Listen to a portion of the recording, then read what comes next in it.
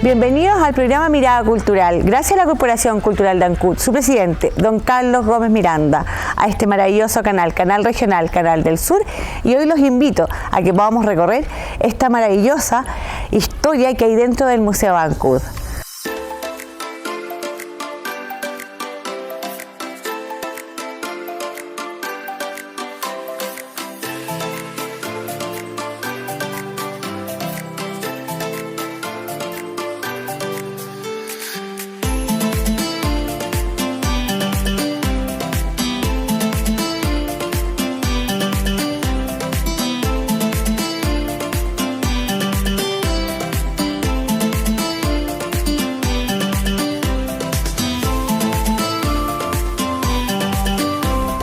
Y nos encontramos en el Museo de Ancud con Pablo Montenegro. Hola Pablo, ¿cómo estás? Hola Fabiola, mucho gusto.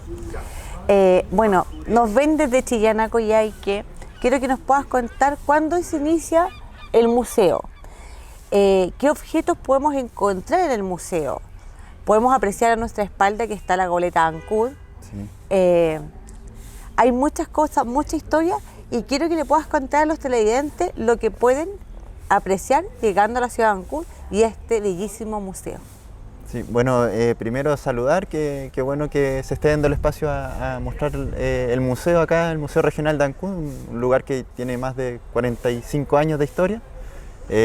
Bueno, contarles a todos que este museo se fundó el año 1976, ¿Ya? A raíz de una inversión de la Corfo, que en ese entonces tenía una oficina acá en Chiloé, y como una inversión final antes de retirarse, deja comprado este terreno donde antes estaba el Seminario Conciliar, ¿cierto? Que actualmente está más arriba, y a partir de eso se construye este lugar, pero sus inicios no como solamente un museo, sino como se conocía como Chilotur, que era un centro turístico cultural artesanal. Entonces hay que imaginarse que este recinto es principalmente el edificio que tenemos aquí al costado, los torreones, el hall de acceso o este techo donde tenemos la ballena, el esqueleto de la ballena azul no existía, ¿ya? Los mismos objetos acá eran otros también.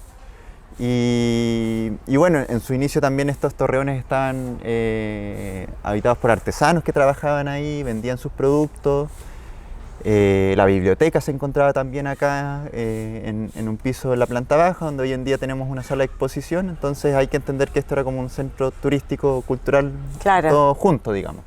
Y ya con el paso del tiempo se fue de a poco ya creciendo el museo finalmente, y ya es lo que hoy en día conocemos como el Museo Regional, con todo lo que es este recinto. Claro.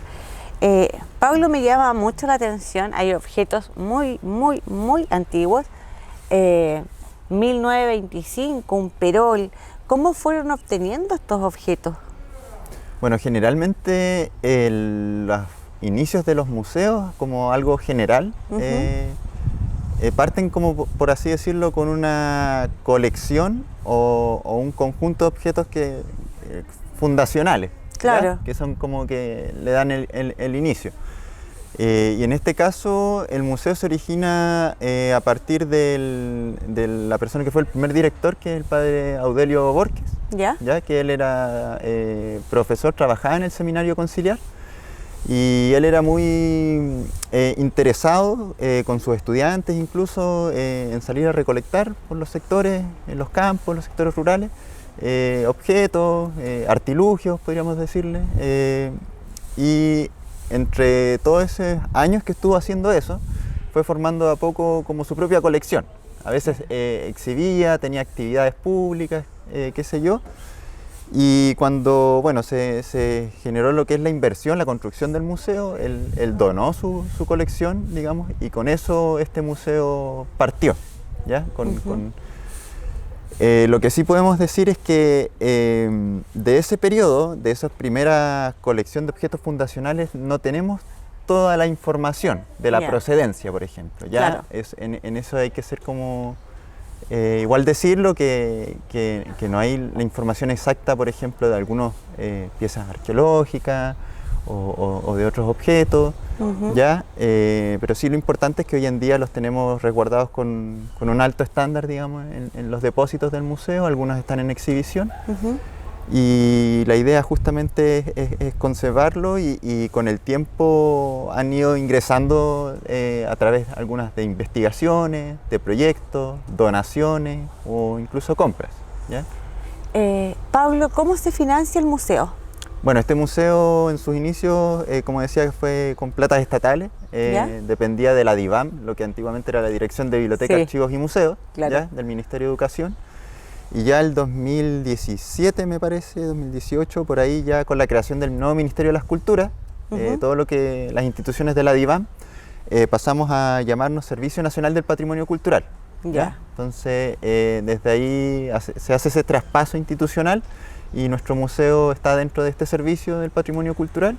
Y bueno, tenemos platas públicas de nivel central, los que nos dan lo que es el mantenimiento general, pero también gran parte de lo que se gestiona, por ejemplo, las exposiciones, ahí vamos después a visitar una, son a través de proyectos o de investigaciones, entonces también hay un trabajo de gestión bien importante que se tiene que hacer, porque los recursos no siempre están para cubrir todas las necesidades. Claro.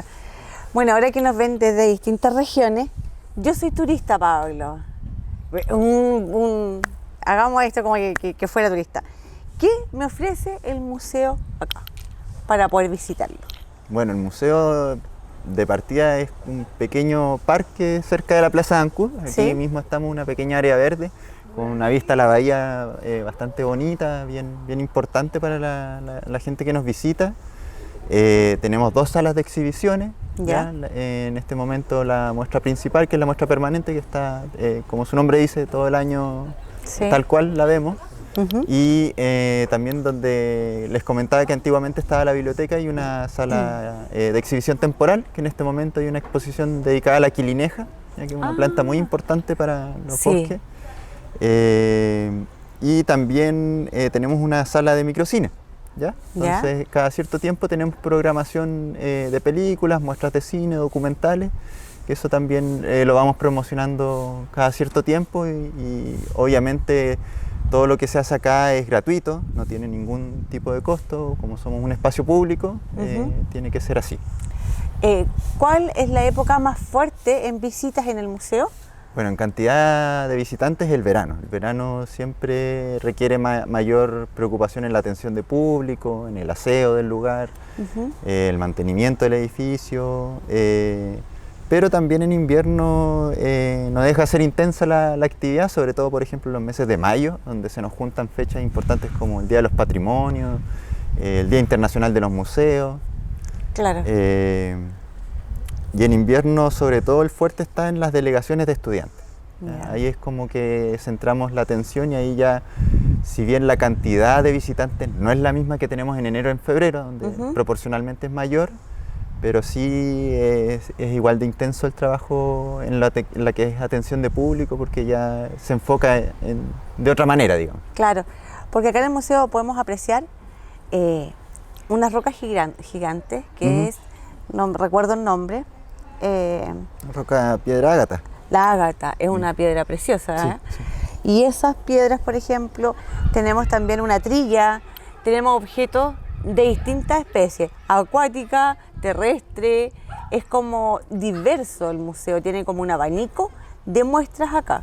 Sí, en ese sentido lo que este museo se ha dedicado todos estos años ha sido en general al patrimonio de Chiloé.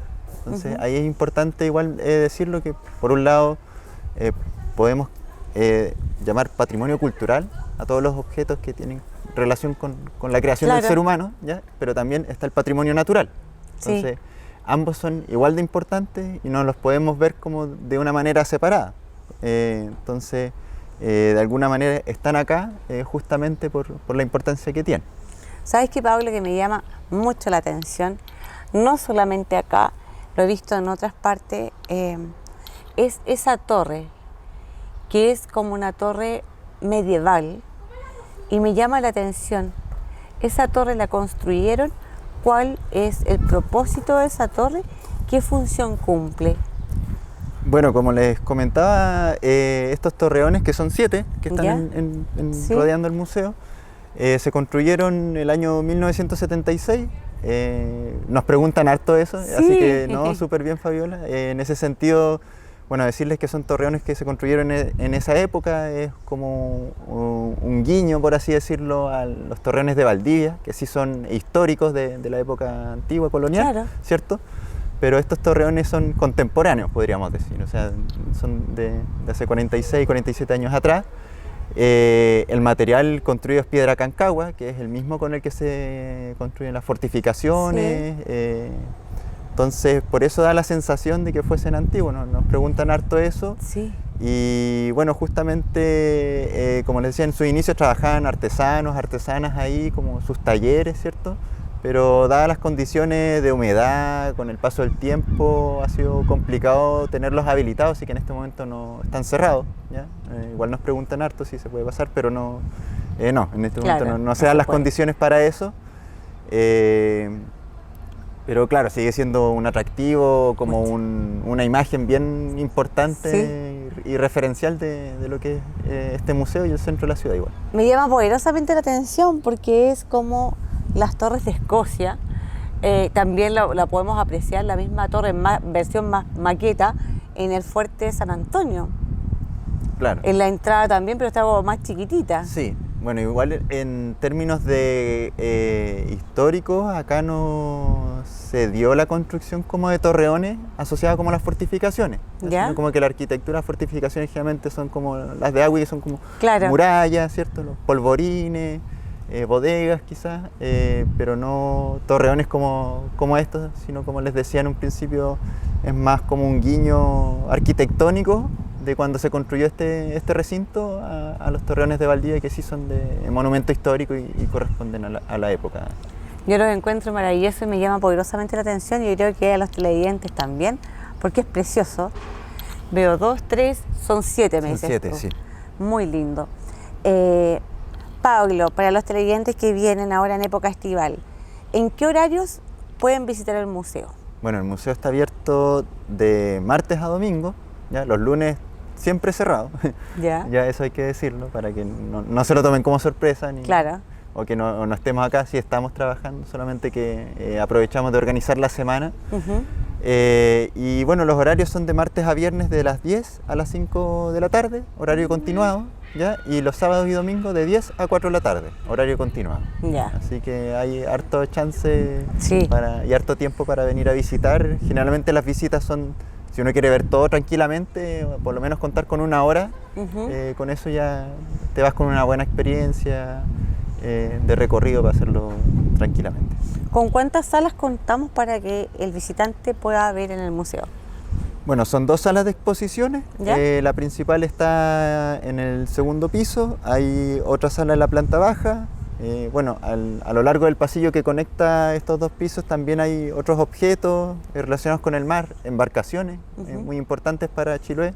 No podemos ser un archipiélago, un museo ahí sin sus embarcaciones, claro. Y además el patio donde estamos ahora, que también sería un tercer espacio de visita. Me llama la atención, está muy bien cuidado el museo. Ustedes también como funcionarios siempre andan recorriendo, viendo, porque hay ciertas cosas que en un museo por lógica no se pueden hacer, que es fumar, que es por lógica, por cultura, botar un papel. Claro. Entonces eso me llama la atención, y respecto a eso yo creo que ustedes no han tenido problema, ¿verdad? Bueno, ahí hay situaciones donde a veces se nos complica un poco las cosas, a veces hay que decirle a la gente, Claro. oiga, tiene que respetar la cinta que impide que usted pase para resguardar al objeto. Algunas cosas no se tocan, tener cuidado con las vitrinas, ese tipo de cosas, pero mayores problemas no hemos tenido, pero igual siempre hay que estar atento al hacer un recorrido, como tú dices, si uno pilla algo, lo limpia, lo ordena o da aviso para ver que en el fondo todo esto esté disponible y en buenas condiciones para todos. Yo lo encuentro muy lindo porque está muy limpio, muy bien cuidado, está conservado todo. Me llama mucho la atención que la estamos viendo acá, les cuento a los televidentes que lo van a poder apreciar en las cámaras, la ballena azul. Esa ballena es el esqueleto de la ballena. Sí, un esqueleto de ballena azul. Y ¿quién pudo recopilar todas las piezas de este esqueleto? Bueno, esa fue una gran odisea, ¿Cierto? debo decir. Esa ballena varó el año 2006 en Pumillahue, que ¿Ya? es un sector que queda un poquito más al sur de Puñihuil. Ujú. Y bueno, la vez que varó, la gente del lugar dio aviso de esto, entonces esa información terminó llegando acá, ¿ya? Y dada la importancia de los cetáceos en general, un animal majestuoso, por así Sí. decirlo, y todo lo que uno puede aprender de ellos, se tomó la decisión de que sí es importante que eso, como decía, el patrimonio natural es importante Sí. considerarlo. Bueno, esta ballena, en este caso el esqueleto, tenía que estar acá y fue un trabajo que duró aproximadamente un año, a puro pulso. Participaron todos mis colegas que llevan ya años trabajando acá, y también gente de la comunidad, del sindicato de pescadores de allá, y fue un trabajo arduo de poder rescatar el esqueleto, que varó en un lugar medio complicado para acceder. Oh. Entonces imagínense las subidas de marea, Claro. que no se podía ir siempre todos los días, porque había que atender cosas acá también. Pero con el tiempo se logró rescatar el esqueleto con harto trabajo, se trajo acá, y ya después de que estuvo limpio y todo ese proceso, todos esos detalles, ya se montó, y ya lo último que se le hizo fue la inversión de esta estructura que la protege, como Sí. su casita, por así decirlo, ¿cierto? Sí, Para muy lindo. tenerla ahí bien presentada. Somos privilegiados en realidad con este museo porque podemos apreciar un abanico de muchas cosas, como decíamos, de la parte natural, la parte acá de los soldados, que eso es historia nuestra. Yo quedé súper asombrada, debo confesar que he venido en dos oportunidades, pero ver un perol de ese tamaño para cocinarle a los soldados de 1925 no es Claro. menor. Encontrar esa piedra, que es una piedra que muchas personas apreciamos y tenemos conocimiento en piedra, porque es una joya. También la trilla, o sea, tenemos un abanico de cosas que dejamos invitados a los turistas de distintas regiones que puedan pasar al Museo de Ancud, ¿cierto? Claro, no, por supuesto, hay hartas cosas bien representativas de Chiloé, Sí. de lo que es la naturaleza aquí en nuestra región, en la zona sur en general, y también invitarlos a que vengan acá al museo. La entrada es gratuita, hay una excelente atención Sí. de público.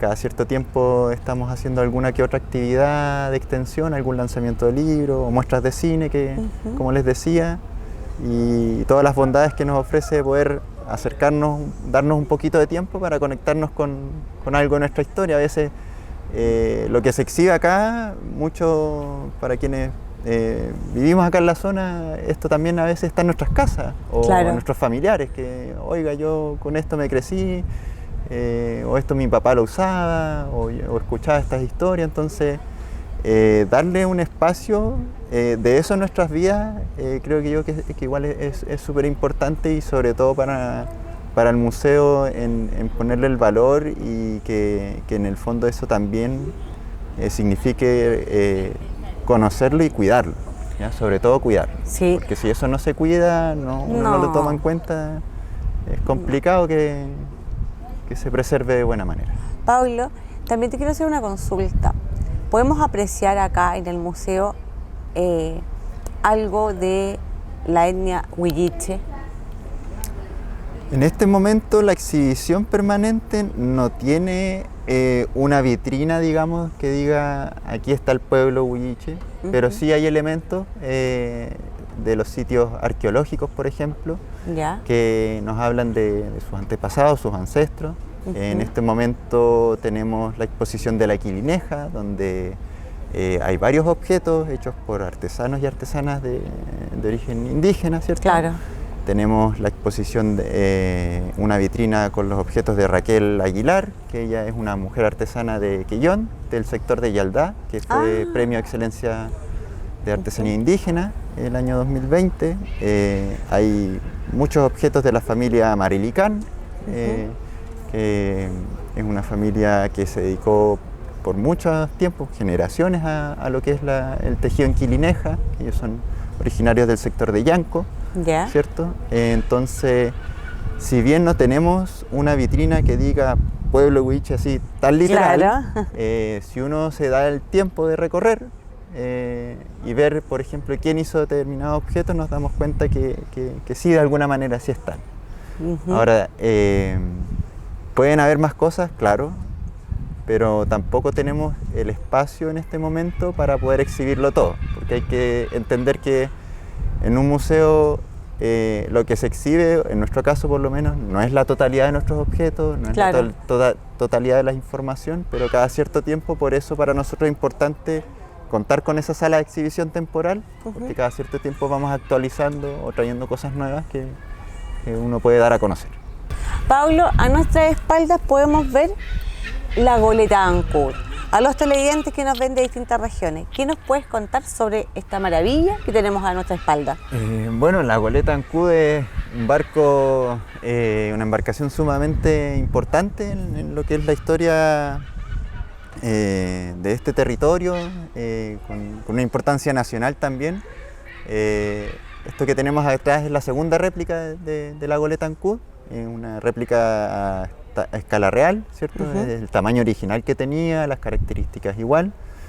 Representa por un lado lo que es la llegada y el inicio de la colonización de Magallanes, ¿cierto? Que empezó con gente de Chiloé, para que después dar a lo que hoy en día es Punta Arenas y todo lo que viene después.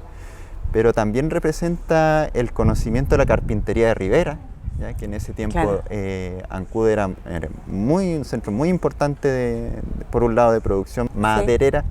Se exportaban muchos tablones, ¿cierto? Pero además se construían embarcaciones. Y hay que tomar en cuenta que en el tiempo de la goleta Ancud, que se fue hace casi 180 años atrás, Ancud y Castro eran como las ciudades o los poblados que habían más al sur, digamos. Entre comillas, más hacia el sur era un territorio, por así decirlo, desconocido, aunque sí estaba Claro. habitado por pueblos originarios desde hace mucho tiempo, ¿cierto? Miles de años. Y lo que inició esta goleta fue justamente la colonización de ese territorio. Construir una ciudad, un puerto que permita conectar lo que es el Océano Atlántico con el Océano Pacífico. Ya. Hay que recordar que en ese tiempo, hasta lo que es la construcción del estrecho, o sea, del Canal de Panamá, ese era paso obligado para todas las embarcaciones. Entonces, en esa época ya pasaban algunos barcos a vapor, barcos a vela de diferente tipo, algunos comerciales, otros militares. Entonces, no había un control, por así decirlo, un conocimiento de quienes pasaban por ahí o si se estaban instalando, qué hacían. Entonces, lo que se hace justamente con este proceso de colonización es poder tener un punto de referencia, de soberanía también, ¿cierto? Pero también de alguna manera estar pendiente de quién está pasando y qué intenciones tienen las personas que están pasando por ahí. Entonces, de alguna manera, lo que se inicia con la goleta tiene que ver principalmente con eso. Ahora, Fuerte Bulnes fue como el primer poblado que después con el tiempo se traslada a lo que hoy en día es Punta Arenas, pero en ese intertanto pasan algunas cosas, ¿cierto? Algunos eventos, un motín, ¿cierto? Que eso ya es tema para otro tema, pero sí pasan hartos acontecimientos y lo importante de ese hecho, por una parte, es que con este inicio de la colonización se empieza un vínculo que tiene Chiloé con todo lo que es la zona de Magallanes, con lo que es la zona de la Patagonia. Mucha gente se fue a trabajar después allá, hombres, mujeres, niños incluso, se iban muy jóvenes para allá. Claro. Y de ahí, bueno, nos involucramos directamente con lo que es la historia de la Patagonia a partir de lo que es la goleta, pero también antes ya habían antecedentes que la gente chilena iba para allá, los loberos, como se les conocían, los que cazaban pieles, los cholgueros a veces. Entonces, la navegación, ya había una tradición de navegación, entonces lo que la goleta viene a hacer, en el fondo, es por una parte continuar eso, pero además agregarle lo que es la colonización del lugar, es decir, Claro. Ir a ocuparlo ya, pero bajo otra disposición, no como algo temporal, sino como algo permanente. hay gente de Ancud que yo creo que desconoce las maravillas que hay acá adentro. Sí, nos ha pasado mucho que la gente de Ancud, hubo un tiempo en que sí, venía mucho para acá. Seguramente cuando empezó el museo era una gran novedad, digamos. Pero claro, también nos ha pasado que mucha gente de acá mismo o de otras comunas ha vuelto y nos decía, oh, yo vine cuando era chiquitito, o yo vine aquí cuando antes estaba el fogón de Pugueñún, por ejemplo, que antes había una casa fogón acá afuera, o cuando están las esculturas mitológicas también en el patio en exhibición. Entonces, también nos ha tocado gente que ha venido muchos años después de su primera visita. Ajá. Y hacer el llamado a que puedan venir, como les decía, a veces darse media hora, 40 minutos. Uno se puede llevar o encontrar alguna sorpresa o una buena experiencia, y además de poder disfrutar la tranquilidad del lugar en pleno centro de la ciudad. Esto es educación y creo que es un tremendo aporte y no hay que desaprovechar la oportunidad de visitarlo. Pablo, reitero, muchas gracias por la entrevista el día de hoy. Ya, muchas gracias a ti, Fabiola, y al programa. Ojalá se pueda repetir la instancia en algún otro momento. Este museo tiene hartas cosas que contar y compartir, no solamente yo, sino que también mis otros colegas que trabajan acá. Y nada, encantados de poder compartir y poder difundir lo que es el patrimonio de Chiloé en esta instancia. Muchas gracias. Y este fue el programa del día de hoy. Gracias a la Corporación Cultural de Ancud, su presidente, don Carlos Gómez Miranda, a este canal, Canal del Sur, canal regional, y nos vemos en un próximo programa de Mirada Cultural.